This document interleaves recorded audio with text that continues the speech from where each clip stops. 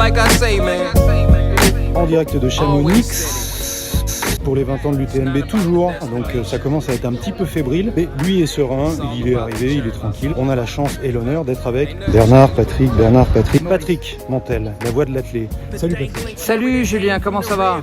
Je te sens un peu tendu.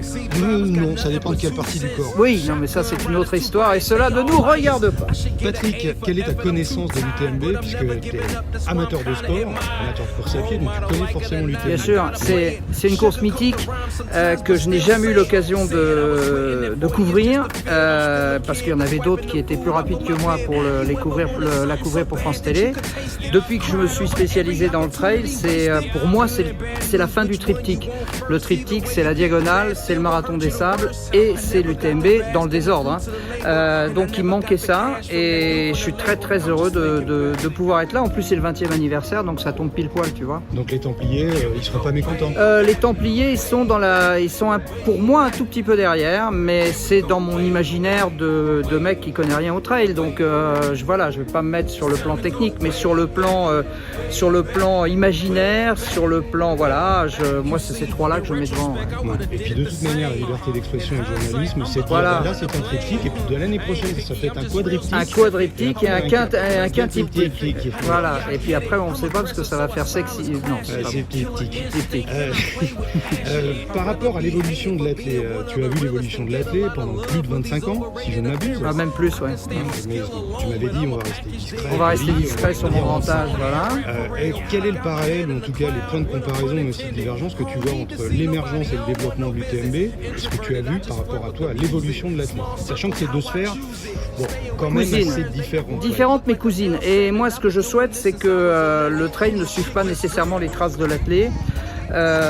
Dans la mesure, alors je suis pas contre les modèles économiques du tout, mais je suis très attentif au rapport à l'athlète.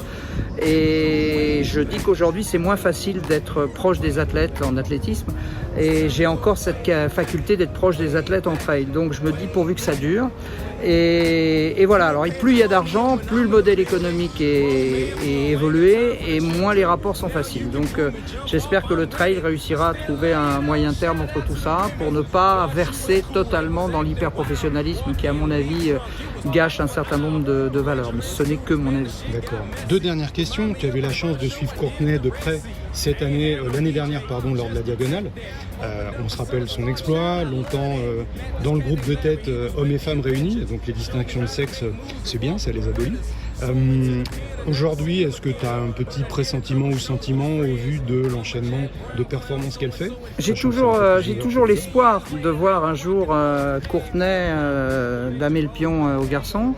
Mais c'est pas ça l'essentiel. L'essentiel, c'est que j'ai découvert une femme exceptionnelle, très disponible, je sais pas comment elle fait, très disponible malgré l'attraction qu'elle suscite. Ils sont branchés sur une autre source d'énergie. C'est vrai que je sais pas comment ils font. Je sais pas comment ils font. Je me dis, cette fille, elle est juste incroyable. Pour moi, c'est une extraterrestre, à la fois en termes de performance, mais aussi en termes d'attitude. Donc je souhaite vraiment le mieux pour elle et je rêve du moment effectivement où elle franchira une ligne d'arrivée en tête, parce que ça sera pas seulement une femme qui battra les garçons, ce sera quelqu'un d'extraordinairement accessible qui réussira à gagner. Ça, bon. Tu seras sur le suivi du parcours. Alors moi je suis pas avec les élites parce que on sait que tu aimes aussi être proche des moi ce qui m'intéresse c'est tous les anonymes entre guillemets qui consacrent énormément de temps et qui sont leurs propres champions olympiques.